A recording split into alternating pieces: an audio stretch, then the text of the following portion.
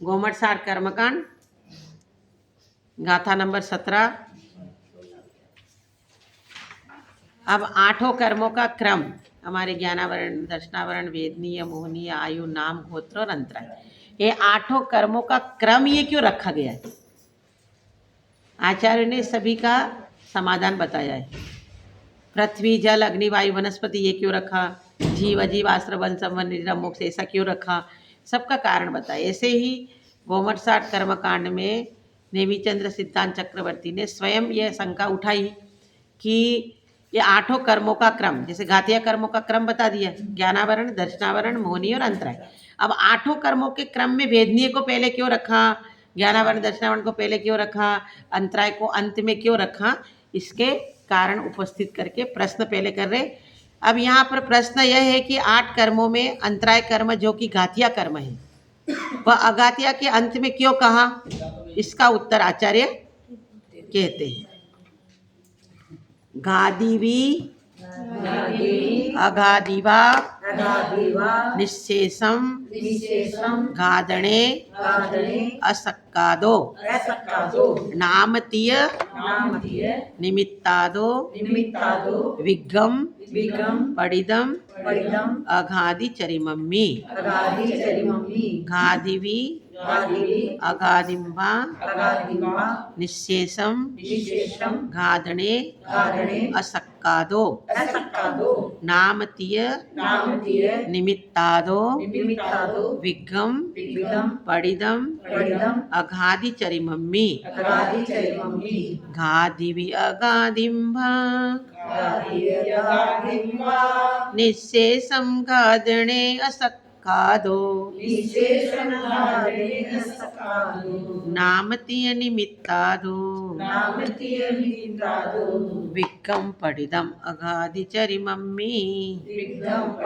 अगाधि चरिमम्मी गादिवी अगादिम्बा निश्शेषम गादणे असक्कादो नामतीय निमित्तादो विग्गम पडिदम अगाधि चरिमम्मी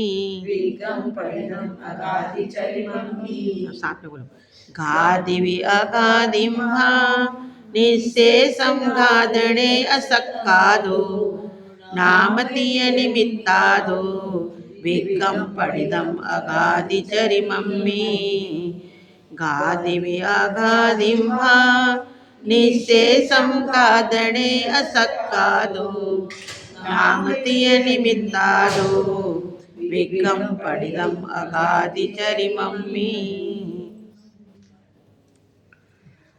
अब क्या कह के गादिवी अगादिम्बा, क्या कह रहे?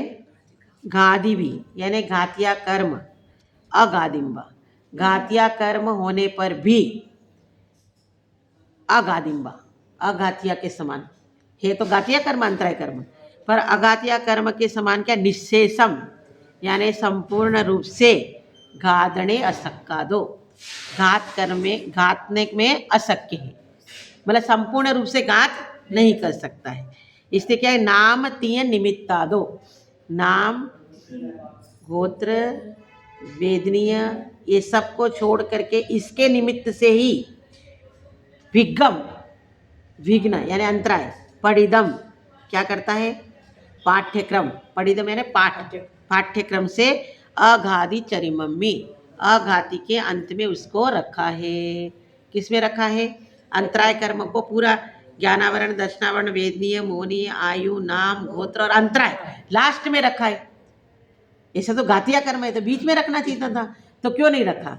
तो वो घातिया कर्म होकर के भी अघातिया जैसे संपूर्ण रूप से घातने में अशक्य है, मतलब संपूर्ण रूप से घात नहीं करता। जैसे अंतराय कर्म तो ऐसा नहीं, बिल्कुल ऐसा एकदम पर्दा जैसा नहीं, थोड़ा थोड़ा तो रहता है ना, एकदम संपूर्ण रूप से घात नहीं करता। इसलिए क्या करते? नाम, नाम तीय निमित्तादो, नाम तीय ने क्या लेगा?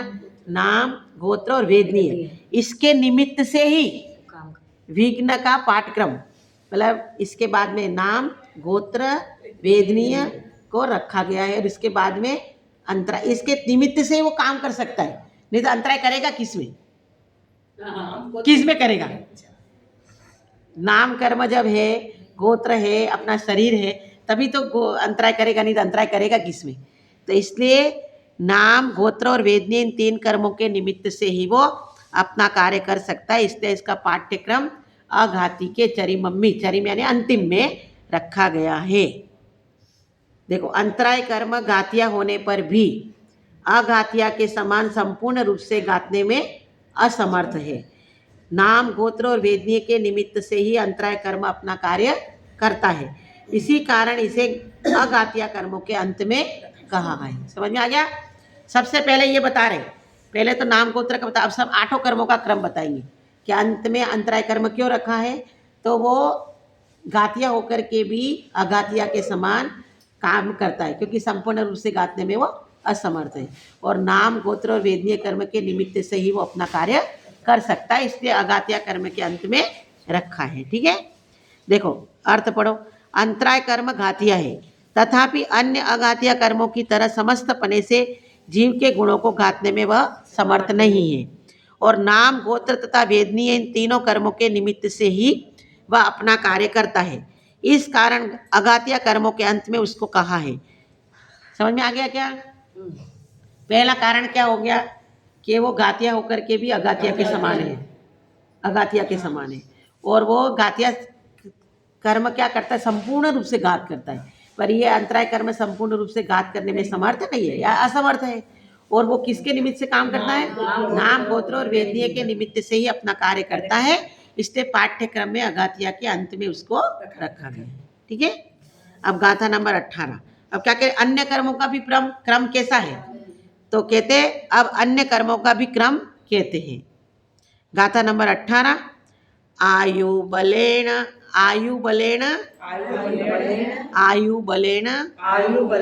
अवठिदि भवस्स इति नाम माउ पुब्बम तु भवमस्य निच्चुच्चम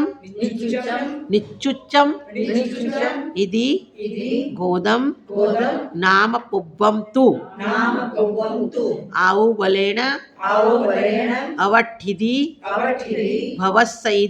भवस्स इति नाम माउ पुब्बम तु भवमस्य निच्चुच्चम इति गोदम नाम पुब्बम तु आउ बलेन अवठिदि भवस्स इति नाम माउ पुब्बम तु भवमस्य निच्चुच्चम इति गोदम नाम पुब्बम तु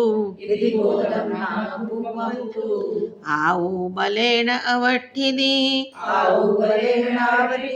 भवस्स इति नाम माउ पुब्बम तु भवमस्य निच्चुच्चम इति गोदम नाम पुब्बम तु। साथ साथ बोलो। आउ बलेन अवठिदि भवस्स इति नाम माउ पुब्बम तु भवमस्य निच्चुच्चम इति गोदम नाम पुब्बम तु। अब क्या बता रहे? देखो, अब ये नाम कर्म का ये क्रम क्यों रखा गया है, आयु के पहले उसको क्यों रखा है, ये सब बात बता रहे। आयु बलेन अवठिदि, आयु कर्म के बल से ही यानी उसकी सहायता से ही अपन कोई गति में ठहरे रहते हैं ना, नहीं तो आयु बल आयु कर्म नहीं है तो यहाँ ठहरेंगे कैसे? जैसे अभी अपने मनुष्य आयु खत्म हो जाएगी तो और आयु में चले जाएंगे। तो आयु कर्म के बल से यानी सहायता से अवठिधि यानी अवस्थिति होती है। किसकी? भवस्स, भव की अवस्थिति होती है। यदि इस प्रकार नामम आउ पुब्बम तु, इसलिए नाम कर्म के पहले आयु कर्म को रखा है। क्यों रखा है? क्योंकि आयु कर्म के बल से ही भव में अवस्थिति होती है, इसलिए नाम कर्म के पहले आयु कर्म को रखा है। फिर भवमस्यम निच्चुच्चम, फिर क्या करता है? भव जब निश्चित हो गया, भव को लेकर के उसमें नीचपना और उच्चपना आता है। जब भव ही नहीं है तो नीचपना उच्चपना किस में आएगा? तो भवमस्यम, भव को पा करके निच्चुच्चम नीच और ऊंच गोत्र कर्म, नीच ऊंच गोत्र कर्म ना, तो नीच ऊंचपना आता है। इस प्रकार गोत्र कर्म को रखा। फिर गोत्र कर्म से पहले नाम कर्म को पूर्व में कहा, क्योंकि नाम कर्म की जब प्रकृतियां पड़ेगी तभी तो उच्च गोत्र गोत्र कर्म आएगा, नहीं तो आएगा कैसे? समझ में आया? एक के पीछे एक है। तो क्या हो गया? नाम कर्म का कार्य जो भव है, उस भव की अवस्थिति आयु कर्म के बलाधान से होती है या बलादान के द्वारा होती है। आयु कर्म के बिना भव का ठहरना संभव नहीं है। अतः नाम कर्म से पहले आयु कर्म को कहा, तथा भव को लेकर नीचपना उच्चपना होता है, इसलिए गोत्र कर्म के पहले नाम कर्म को कहा है। नाम कर्म नहीं हो तो उच्च नीच पत्र किस में आएगा? तो पहले आयु को रखा अवस्थिति करने के लिए, फिर नाम कर्म को रखा, फिर गोत्र कर्म को रखा। ठीक है। नाम कर्म का कार्य 4 गति रूप या शरीर की स्थिति रूप है। वह आयु कर्म के बल से यानी सहायता से ही है। इसीलिए आयु कर्म को पहले कहकर पीछे नाम कर्म को कहा है। और शरीर के आधार से ही नीचपना व उत्कृष्टपना होता है। शरीर में ही आएगा उत्कृष्ट, नीच किस में आएगा? आत्मा में दे नहीं। इस कारण नाम कर्म को गोत्र कर्म के पहले कहा है। भावार्थ, नाम कर्म से शरीर मिलता है, परंतु वह आयु के बिना ठहर नहीं सकता है, और शरीर से ही उच्च नीचपना व्यवहार है। इसीलिए आयु, नाम और गोत्र कर्म क्रम से कहे। समझ में आ गया क्या? आयु कर्म से ही भव में ठहरना होता है, आयु कर्म से ही नाम कर्म पड़ता है, और नाम कर्म के कारण शरीर मिलता है, और शरीर से ही उच्च नीचपना आता है। इसलिए आयु, नाम और गोत्र ये रखा है। और अंतराय कर्म का बता ही दिया, अंत में अंतराय कर्म क्यों रखा है। अब आगे के सब बताएंगे। ठीक है। अब गाथा नंबर 19 में किया है, आगे प्रश्न कर रहे। आगे यहाँ प्रश्न होता है कि वेदनीय कर्म अघातीय कर्म है, अघातीय कर्म है, उसको घातीय कर्मों के बीच में क्यों कहा? ज्ञानावरण, दर्शनावरण और वेदनीय रख दिया। तो आगे यह प्रश्न होता है कि वेदनीय कर्म अघातीय है, उसको घातीय कर्मों के बीच में क्यों कहा? इसका प्रश्न का उत्तर देते हैं। गाथा नंबर 19। गादिम्ब वेयणीयम मोहस्स बलेन गाददे जीवम इति गादिनं मज्जे मोहस्सादिम्मिः पडिदं तु। गादिम्ब वेयणीयम मोहस्स बलेन गाददे जीवम इति गादिनं मज्जे मोहस्सा दिम्मि पडिदं तु। गादिं वेदनीयं मोहस्स बलेन गाददे जीवम् इति गादिनं मज्जे मोहस्सादिम्मि पडिदं तु। गादिं वेयणीयं मोहस्स बलेन गाददे जीवम् इति गादिनं मज्जे मोहस्सादिम्मि पडिदं तु। गादिं वेयणीयं मोहस्स बलेन गाददे जीवम् इति गादिनं मज्जे मोहस्सादिम्मि पडिदं तु। अब साथ साथ बोलना। गादिं वेयणीयं मोहस्स बलेन गाददे जीवम् इति गादिनं मज्जे मोहस्सादिम्मि पडिदं तु। गादिं वेयणीयं मोहस्स बलेन गाददे जीवम् इति गादिनं मज्जे मोहस्सादिम्मि पडिदं तु। अब क्या कह रहे देखो। गादिं वेयणीयम, घातिया कर्म की तरह, घाति इव, घातिया कर्म की तरह वेणीयम, वेदनीय कर्म क्या करता है? मोहस्स बलेन, मोहनीय कर्म के बल से घातदे जीवम, जीव का घात करता है। घातिया कर्म वेदनीय, जो वेदनीय है ना, घातिया कर्म वेदनीय कर्म की तरह मोहस, मोह के बल से घातदे जीवम, जीव का घात करता है। इधि गादिनम मज्जे, इसलिए घातिया के बीच में उसको मोहस्सा दिम्मी, मोहनीय कर्म के पड़िदम, पहले उसका पाठ रखा गया है। यदि अपने को शरीर से मोह नहीं है तो अपने को सुख दुख का अनुभव होता है क्या? अपने को भूख प्यास लगती है क्या? नग्नता में डर लगता है क्या? शर्म आती है क्या? क्यों? क्योंकि मोहनीय कर्म नहीं होता है। यदि मोहनीय कर्म है तो ही अपने को वेदनीय कर्म सुख दुख का अनुभव कराता है। यदि मोहनीय कर्म खत्म हो जाता है तो सुख दुख का अनुभव 10वें गुणस्थान में मोहनीय कर्म चला जाता है। फिर 13वें गुणस्थान तक वेदनीय कर्म रहता है तो सुख दुख का अनुभव होता है क्या? नहीं होता है। तो मोहनीय कर्म के बल से ही जितना जितना अपना मोहनीय कर्म होगा इतना इतना अपने को सुख दुख का अनुभव कराएगा। अभी अभी आपको बहुत सारे लोग होते हैं ना, बोलते हैं माता जी आप केस तो करते, दर्द नहीं होता क्या?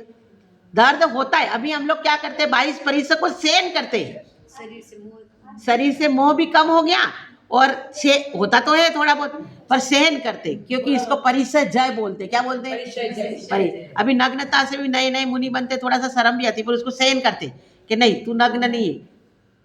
समझ में आई कि नहीं?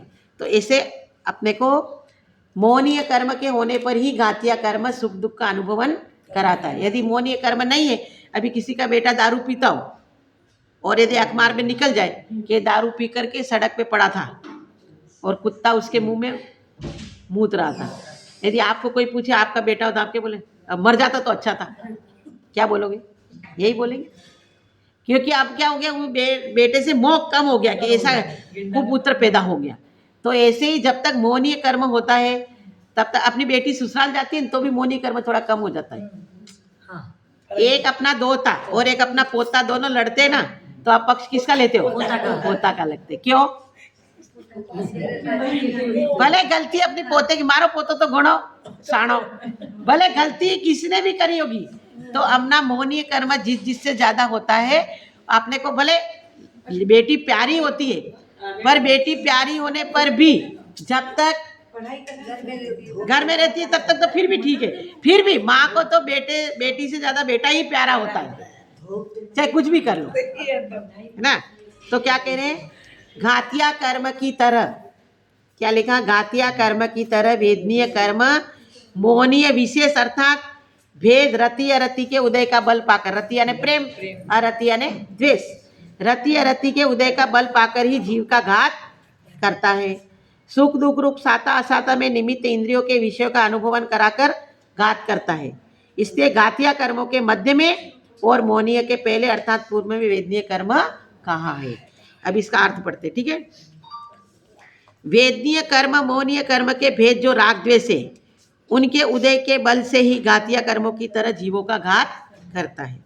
अर्थात इंद्रियों के रूपादि विषयों में से किसी में रति प्रीति और किसी में अरति द्वेष का निमित्त पाकर सुख तथा दुख स्वरूप साता और असाता का अनुभव करा के जीव को अपने ज्ञानादि गुणों में उपयोग नहीं करने देता, पर स्वरूप में लीन करता है। जैसे दारू पीने पर व्यक्ति को अपना स्वरूप पता नहीं लगता है, उसी प्रकार मोहेन संवृतम ज्ञानम स्वभावम लभते नहीं, मोह से ढकी हुई आत्मा है ना, जैसे दारू पिया रहता है तो उसमें अपने कुछ उसको समझ में नहीं आता, ना पत्नी ना बेटा ना बेटी ना कुछ, माँ है ना कौन पत्नी है कोई समझ। ऐसे ही जब अपन मोह रूपी अपना शराब पिया रहता है ना, मदिरा मोह रूपी महापद महामद, तो अपने को कुछ भी, अपने को गलती भले अपनी बेटी की हो, पर अपन ससुराल, उसके ससुराल में क्या कहेंगे, ये ऐसा करता है वैसा करता है। और अपने बेटे की गलती होगी तो भी किसकी बताएंगे? अपन बहू की बताएंगे, क्योंकि मोह किसके प्रति? अपना बेटे के प्रति, और वहां अपनी बेटी के प्रति, तो अपने को उसकी गलतियां दिखती नहीं है। इस कारण अर्थात घातिया की तरह होने से घातिया कर्मों के मध्य में तथा मोह कर्म के पहले इस वेदनीय कर्म का पाठ किया गया है। देखो उदाहरण भावार्थ लिखने, वस्तु का स्वभाव भला या बुरा नहीं है, वस्तु का स्वभाव नहीं है, हमारे ऊपर मोहनीय कर्म चढ़ा हुआ है इसीलिए बुरा है। हमको इसके प्रति द्वेष हो जाता है, इससे मोह हो जाता है, किसके कारण होता है? मोहनीय कर्म के कारण। रति है तो प्रीति हो जाएगी, अरति है तो द्वेष हो जाएगा। वस्तु तो वस्तु जैसी है, वस्तु में थोड़ी फर्क है। अभी ऊंट को इसी का उदाहरण बताएंगे, ऊंट को नीमक कड़वा नहीं लगता है और मनुष्य को कड़वा लगता है, क्यों? उसको नीम से प्रेम है, तो उसको नहीं लगेगा, अपने को लगेगा। अभी तुमको शक्कर किसी को शुगर बढ़ाती है, तो सबको तो नहीं बढ़ाती, सबको तो नहीं बढ़ाती। तो इसलिए जिसको अपना कर्म का जैसा उदय होता है, तो वस्तु का स्वभाव भला या बुरा नहीं है।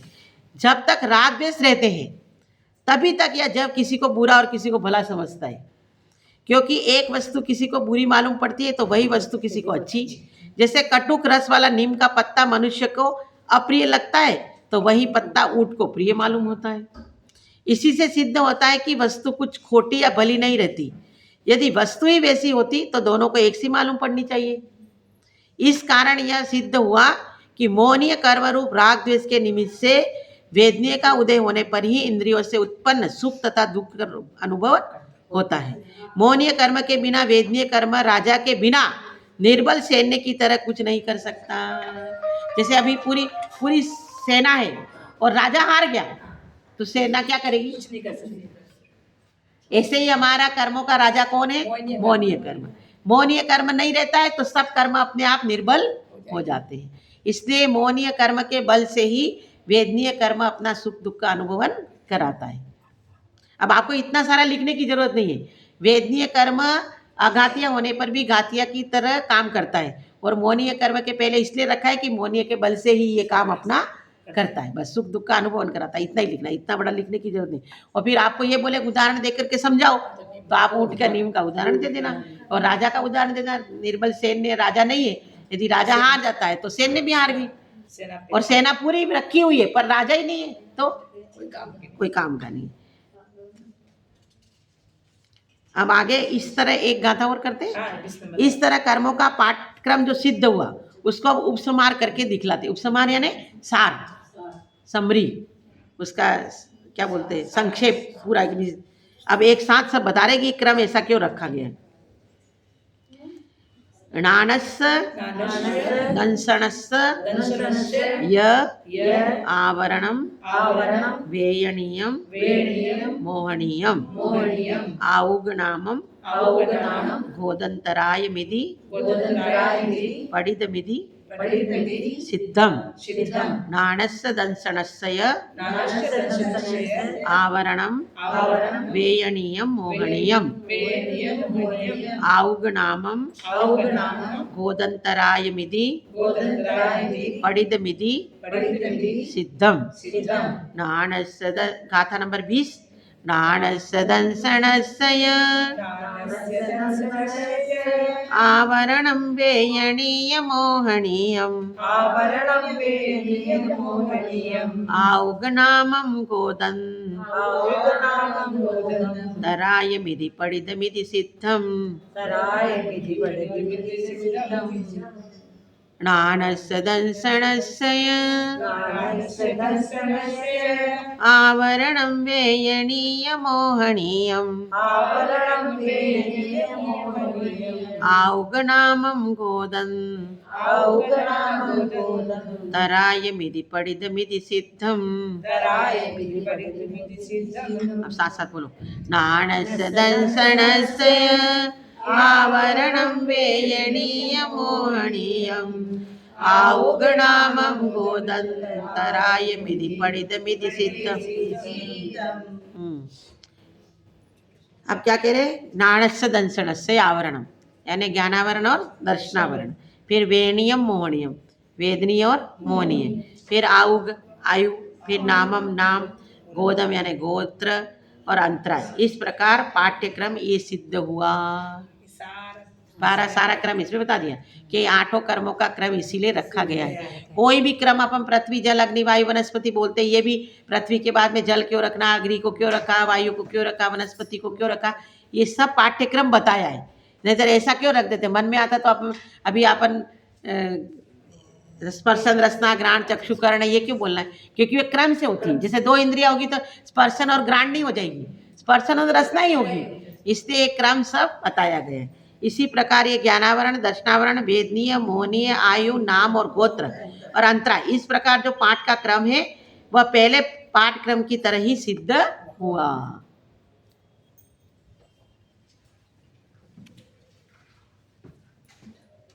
अब इस आठों कर्मों के उदाहरण दिए कि किसकी तरह कौन सा कर्म है। तो गाथा नंबर 21 में बताया है इन 8 कर्मों के स्वभाव का दृष्टांत देते, मतलब दृष्टांत मतलब समझ में आया कि चंद्रमा जैसा मुख, तो फिर ज्ञानावरण किसकी तरह है, दर्शनावरण किसकी तरह है, वेदनीय किसकी तरह है, मोनीय किसकी तरह है, आयु नाम गोत्र अंतराय उसकी गाथा बता रहे। पढ़ गाथा नंबर 21 पढ़ो। 21 पढ़ पढ़िहार सी मज्झा हली चित्त कुलाल भंडयारिणम जह एदेसिम भावा तहवीय कम्मा मुणे यव्वा। आचार्य की कितनी कला थी कि खाली ऊपर की एक लाइन में आठों के उदाहरण बता दिए, ऊपर की अकेली लाइन में। पढ़ पढ़िहारसी मज्जा हली चित्त कुलाल भंडयारिणम जह एदेसिम भावा तहवीय कम्मा मुणे यव्वा। पढ़ पढ़िहारसी मज्जा हली चित्त कुलाल भंडयारिणम जह एदेसिम भावा तहवीय कम्मा मुणे यव्वा। पढ़ी पढ़िहारसी मज्जा हली चित्त कुलाल भंडयारिणम जह एदेसिम भावा तहवीय कम्मा मुणे यव्वा। पढ़ पढ़िहारसी मज्जा हली चित्त कुलाल भंडयारिणम जह एदेसिम भावा तहवीय कम्मा मुणे यव्वा। पढ़ पढ़िहारसी मज्जा हली चित्त कुलाल भंडयारिणम जह एदेसिम भावा तहवीय कम्मा मुणे यव्वा। अब देखो क्या कह रहे, पढ़ पढ़ यानी पट यानी वस्त्र। तो ज्ञानावरण कैसा है, क्या आगे जैसे कपड़ा डाल दो तो कुछ नहीं दिखता है ना, उसी प्रकार ज्ञानावरण कर्म है ना। फिर पढ़िहार, पढ़िहार यानी प्रतिहार, प्रतिहार यानी द्वारपाल। द्वारपाल राजा के दर्शन नहीं करने देता ना, तो द्वारपाल हो गया प्रतिहार। फिर असी, असी यानी वेदनीय कर्म। जैसे शहद लपेटी तलवार होती है ना, तो चाटने में कैसी लगती है, मीठी लगती है, पर जीभ तो असी। मज्जा, मज्जा यानी मदिरा, मदिरा मदिरा। फिर हली, हली यानी काठ का कोई यंत्र, खोड़ा जैसे लकड़ी का वो रखते हैं ना जैसे। फिर चित्त, चित्त यानी चित्रकार, नाम कर्म को चित्रकार बनाता ना, अपने को कितना चित्र बनाया है, एक का भी चेहरा नहीं मिलता है।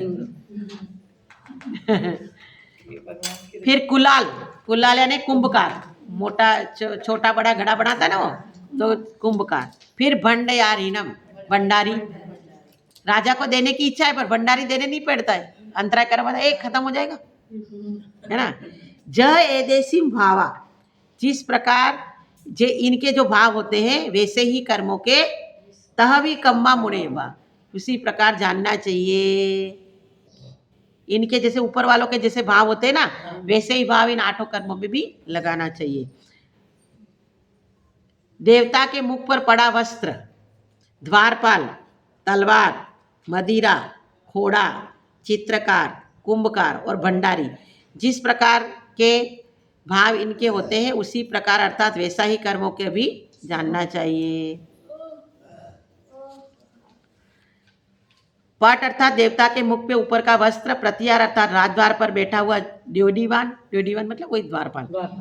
असी अर्थात शहद लपेटी तलवार की धार, शराब, काठ का यंत्र, खोड़ा, चित्रकार यानी चितेरा, कुम्हार, भंडारी यानी खजांची। इन आठों के जैसे जैसे अपने अपने कार्य करने में भाव होते हैं उसी तरह क्रम से कर्मों के भी स्वभाव समझना चाहिए। अब कुछ शब्दार्थ लेकर 8 कर्मों का अर्थ कहते हैं। ज्ञान को जो आवरे ढके वह ज्ञानावरण है। इसका स्वभाव देवता के मुख पर पड़ा हुआ वस्त्र जैसा कहा है वह इस प्रकार है। कि देवता के मुंह पर ढका हुआ कपड़ा जिस तरह देवता के विशेष ज्ञान को नहीं होने देता है, उसी तरह ज्ञानावरण कर्म ज्ञान को आच्छादता है, विशेष ज्ञान नहीं होने देता। जैसे आप हम कपड़ा डाल देंगे तो कैसे दिखेगा देवता का वस्त्र। दर्शन को आवरे अर्थात वस्तु को नहीं देखने से देवे वह दर्शनावरण है। इसका स्वभाव दरबानिया के समान है। जैसे दरबानिया पहरेदार राजा को देखने नहीं देता, देखने से रोक लेता है, वैसे ही यह कर्म भी वस्तु का दर्शन नहीं होने देता। जो सुख दुख का वेदन अर्थात अनुभवन करावे वह तीसरा वेदनीय कर्म। इसका स्वभाव शहद लपेटी तलवार की धार के समान है, जिसको कि पहले चखने से कुछ सुख होता है, परंतु पीछे से जीभ के दो टुकड़े होने पर अत्यंत दुख होता है। इसी तरह साता और असाता के सुख दुख उत्पन्न होते हैं। जो मोह अर्थात अवसाधान अचेत करे वो मोहनीय कर्म है। इसका स्वभाव मदिरा वगैरह जो नशा करने की वस्तु है वह उसका सरीका है। जैसे शराब वगैरह पदार्थ पीने से जीव को अचेत या अवसाधान कर देता, असावधान कर देता है, उसको अपने स्वरूप का कुछ विचार नहीं होने देता। इसी तरह मोहनीय कर्म आत्मा को क्या करता है, बेभान बना देता है, उसको अपने स्वरूप का विचार नहीं होने देता। जो एति अर्थात पर्याय धारण करने में निमित्त प्राप्त हो वो आयु कर्म है। इसका स्वभाव लोहे की साकल या कांट के यंत्र के समान है। जैसे साकल अथवा कांट का यंत्र पुरुष को अपने स्थान में ही स्थित रखता है, दूसरी जगह नहीं जाने देता, ठीक उसी प्रकार आयु कर्म जीव को मनुष्यादि पर्याय में स्थित मौजूद रखता है, दूसरी जगह नहीं जाने देता। जो नाना अर्थात अनेक तरह के मिनोती अर्थात कार्य बनावे वो नाम कर्म है। यह चितेरे की तरह है। जैसे चितेरा अनेक प्रकार के चित्राम तस्वीर बनाता है, उसी प्रकार नाम कर्म नारक आदि अनेक रूप जीव को करता है। सातवां गोत्र कर्म है। जो गमयति अर्थात ऊंच नीच पने से प्राप्त करता है, करे उसे गोत्र कहते हैं। इसका स्वभाव कुम्हार के समान है। जैसे कुम्हार मिट्टी के बासन बर्तन छोटे बड़े बनाता है, वैसे ही यह गोत्र कर्म भी जीव की ऊंच तथा नीच अवस्था बनाता है। अंतराय कर्म वह है जो अंतरम एति अर्थात दाता तथा पात्र में अंतर ने व्यवधान करे। इसका स्वभाव भंडारी सरीका है। जैसे भंडारी खजांची दूसरे को दान देने में विघ्न करता है, देने से रोकता है, इसी तरह अंतराय कर्म दान लाभादि में विघ्न करता है। इस तरह इन 8 मूल कर्मों का शब्दार्थ करके स्वरूप कहा। समझ में आ गया क्या? एकदम सरल है, मतलब समझ ज़्यादा कठिन नहीं है कि अपन जैसे जैसे करेंगे तो ये अपने को समझ में धीरे धीरे आ जाएगा। हाँ, 8वें अध्याय में आया था ना, तो उसी प्रकार अपने को